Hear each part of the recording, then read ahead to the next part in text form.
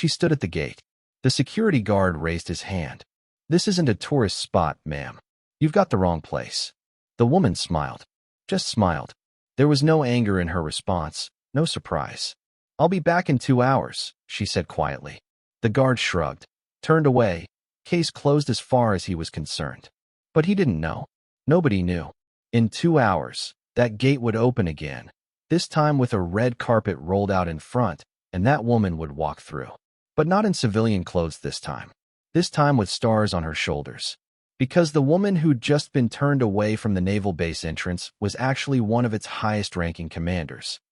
Before we begin, make sure to subscribe to Military and Veteran Stories so you never miss these incredible tales of courage and honor. And tell us in the comments, where are you watching from today?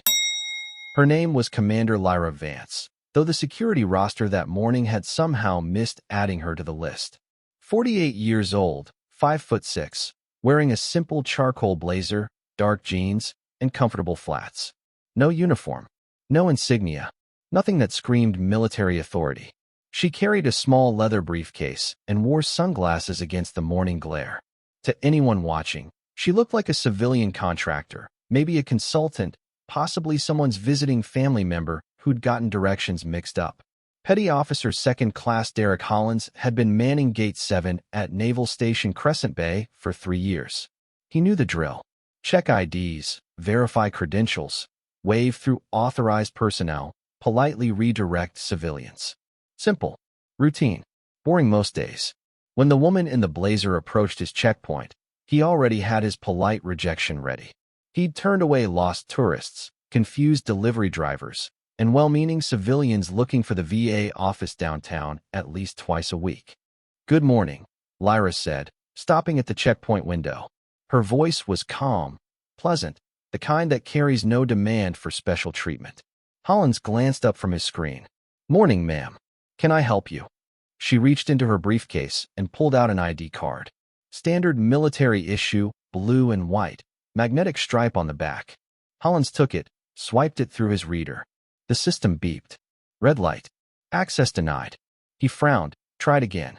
Same result. He looked at the card more carefully. The photo matched the woman in front of him. Name, Vance, L. But the system wasn't recognizing it. Either the card was faulty, or she wasn't in the database for this gate. Given she was in civilian clothes and the system rejected her twice, Hollins made the assumption most people would. She didn't belong here. "Ma'am, this card isn't reading as authorized for entry," he said, handing it back. "You might have been given incorrect directions. The visitor center is downtown, about 15 minutes from here." Lyra took the card back, studied it for a moment, then looked up at Hollins. Her expression didn't change. No frustration, no indignation, just calm. "I see," she said. "Is there someone I can speak with about access?" Hollins shook his head. "Ma'am, if the system doesn't recognize your credentials, I can't let you through. Security protocol. I'm sure you understand." She nodded slowly. Behind her, 2 Marines in full-dress uniforms were walking toward the gate for their shift change. They glanced at the woman, at Hollins, then kept moving. One of them muttered something to the other. Hollins couldn't hear it, but he saw them smirk. "All right," Lyra said finally. "I'll be back in 2 hours." Hollins blinked. "Ma'am, coming back won't change the system. You need to contact the admin office and get your credentials updated first." She smiled again. That same small, knowing smile. "I'll be back in 2 hours," she repeated.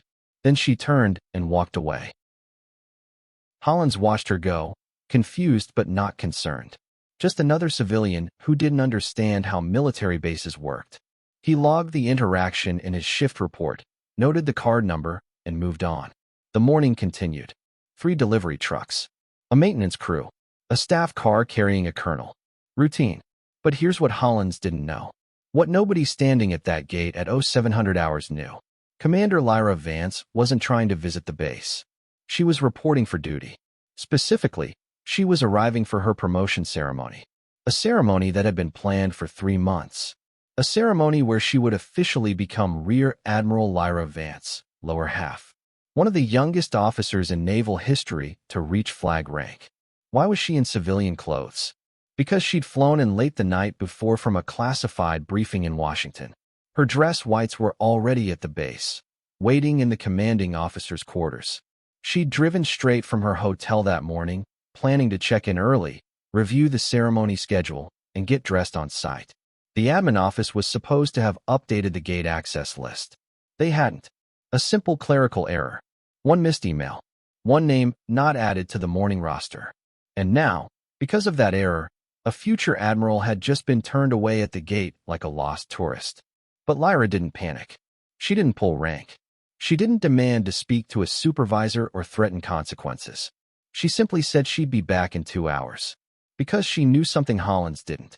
In exactly 2 hours, the promotion ceremony would begin. And when it did, every person on that base would know exactly who she was. Lyra drove back to her hotel. She made 3 phone calls. The first to Captain Morris, the base executive officer, explaining what happened. He was mortified, apologizing profusely, promising immediate corrections. The second call to her daughter, a college junior studying engineering, just to hear her voice and calm her nerves before the biggest day of her career. The third call to her late husband's sister, who'd helped raise their daughter after he was killed in action 12 years ago. A short call, a grateful one. Then she sat in her hotel room, looked at herself in the mirror, and allowed herself one quiet moment of reflection. 26 years in the Navy. Deployments to 3 conflict zones. Commands on 2 destroyers and 1 amphibious assault ship. A master's degree in strategic studies. Decorations including the Defense Superior Service Medal and Bronze Star.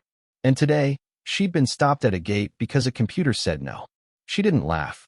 She didn't cry. She just breathed. Because this was the military. Bureaucracy and heroism. Protocol and chaos. Perfection and mistakes. All tangled together. And if you couldn't roll with the absurdity, you'd never survive the serious parts. Back at Gate 7, Hollins was halfway through his shift when his radio crackled. Gate 7, this is command. Confirm your morning log. Did you turn away a civilian female around 0700? Hollins keyed his radio. Affirmative, command. Civilian with a faulty access card. Advised her to contact admin. There was a pause. A long pause. Then a different voice came through. Deeper. Senior. Gate 7. This is Captain Morris. Describe the individual. Hollins felt a small knot form in his stomach. Senior officers didn't usually ask follow-up questions about routine gate interactions. Female, late 40s, charcoal blazer, dark jeans, carrying a briefcase. Card name was Vance. Another pause. Then, quieter, almost resigned. Copy that, Gate 7. Stand by for further instructions. The radio went silent. Hollins looked at his partner, Seaman Apprentice Cole Reyes, who'd been monitoring the exchange. What was that about? Reyes asked.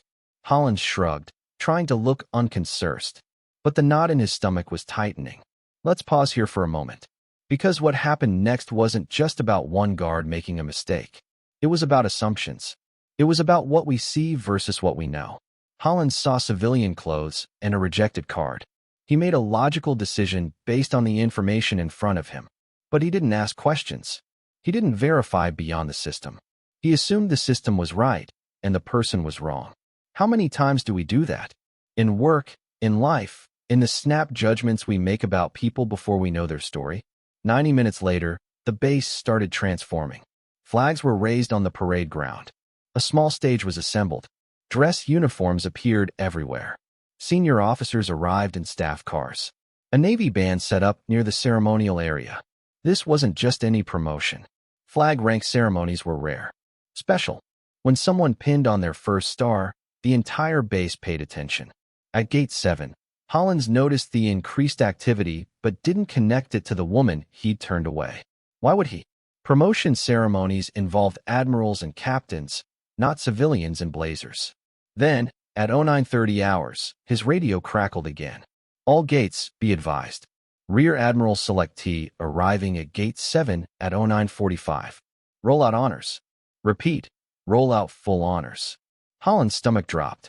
Rear Admiral selectee. Arriving at his gate. In 15 minutes. He looked at Reyes. Get the flag detail. Now. Reyes scrambled. Within minutes, 2 Marines appeared with ceremonial flags. A small honor guard formed. Hollins straightened his uniform, checked his cover, tried to ignore the cold sweat forming on his neck. At 0944, a black staff car approached Gate 7. It stopped at the checkpoint. The driver, a petty officer first class, stepped out and opened the rear door. And out stepped Commander Lyra Vance. Except she wasn't in a blazer anymore. She wore her service dress whites. Crisp, immaculate, ribbons across her chest telling stories most people would never hear. Her cover sat perfectly straight. Her shoes gleamed. And on her shoulder boards, the 3 stripes of a commander. But everyone at that gate knew. In about 30 minutes, those stripes would become stars. Hollins felt like he'd been punched in the chest. The woman. The same woman. The one he'd turned away 2 hours ago. She was the Rear Admiral selectee. She was the reason the entire base was preparing a ceremony. She was the officer everyone was about to honor. And he'd told her she had the wrong place. Lyra stepped up to the checkpoint. She looked at Hollins. Their eyes met. His face was pale. Hers was calm. She didn't smile this time. She didn't need to. She simply handed him her ID card again. Commander Lyra Vance, she said evenly. Reporting for duty. Hollins took the card with a shaking hand. This time, he didn't swipe it through the reader. He didn't need to. He snapped to attention. Ma'am, I apologize, ma'am. The system, it didn't. She raised a hand gently. It's all right, petty officer. Systems fail. People make mistakes. What matters is how we handle them. She paused, then added, You followed protocol. That's your job. No one faults you for that. But Hollins felt the weight anyway. The honor guard saluted. The flags dipped. The gate opened. And Commander Lyra Vance walked through. The same gate. The same path. But this time, the entire base knew who she was. Here's the thing about moments like this. They're not about humiliation. They're about revelation. Hollins didn't lose his job. He wasn't reprimanded. But he learned something that day he'd never forget. You can't judge someone's rank by their clothes. You can't measure someone's worth by whether a computer recognizes them. And sometimes, the person you underestimate is the person who'll teach you the most important lesson of your career. The ceremony was beautiful. The commanding officer read the citation. Lyra's daughter stood beside her, tears streaming down her face. When the stars were pinned onto Lyra's shoulder boards, replacing the commander's stripes, the base erupted in applause. Sailors, Marines, officers, enlisted, everyone. Because a flag officer isn't just a rank. It's a symbol of service, of sacrifice, of leading from the front and carrying the weight so others don't have to. After the ceremony, Lyra walked through the crowd, shaking hands, accepting congratulations. She found Hollins standing near the back. He'd come to watch, even though he wasn't required to. When she approached, he stiffened. Admiral, she shook her head. You did your job, petty officer. The system failed, not you. But let me ask you something. She stepped closer, her voice quieter now. Next time someone doesn't fit the box, will you ask more questions? Hollins swallowed hard. Yes, ma'am. She nodded. Good. That's all I ask. Then she did something unexpected. She extended her hand. Not for a salute. For a handshake. Equal to equal. Human to human. Hollins took it, gripping firmly, feeling the weight of the moment. Thank you, ma'am, he said quietly, for not making this worse than it had to be. Lyra smiled. The same smile from that morning. Petty officer, I've been turned away from places my entire career. Sometimes because of clerical errors. Sometimes because people couldn't imagine a woman in my position. Sometimes because I didn't look the part. None of it stopped me. And it won't stop the next person who doesn't fit someone's expectations either. She released his hand and walked away. Hollins stood there, watching her go. Watching the stars on her shoulders catch the sunlight. Watching the crowd part for her with respect that had nothing to do with rank and everything to do with who she was. That evening, back in the guard shack, Hollins wrote something in his personal notebook. Something he'd carry with him for the rest of his career. Never assume the person in front of you is who you think they are. Ask, listen, verify. Because the greatest leaders often look nothing like what you expect. 2 weeks later, Rear Admiral Vance returned to Gate 7. This time in uniform. This time with her credentials updated. Hollins was on duty again. When he saw her approaching, he stood, saluted sharply. She returned it, then paused. How's the gate treating you, petty officer? He smiled, a little sheepish. Better, ma'am. asking more questions now. She nodded approvingly. Good. Keep it up. As she drove through, Hollins felt something he hadn't expected. Pride. Not because he'd avoided consequences, but because he'd learned. And in the military, learning from mistakes isn't weakness. It's survival. So what's the moral here? Maybe it's this. Respect isn't about what someone's wearing. It's about how they carry themselves, how they treat others, how they respond when the world doesn't recognize them. Lyra Vance could have made that morning a disaster for Hollins. She could have pulled rank, demanded apologies, turned it into a spectacle. But she didn't. Because real leadership isn't about flexing authority. It's about teaching, guiding, showing people there's a better way. And sometimes, the person who gets turned away at the gate is the same person who'll walk back through wearing stars. Not because they demanded it, but because they earned it. Every single day, in ways most people will never see. Until the moment they do. If you enjoyed this story, please subscribe for more military and veteran tales that honor the courage, resilience, and quiet strength of those who serve. And before you go, tell us in the comments, where are you watching from today?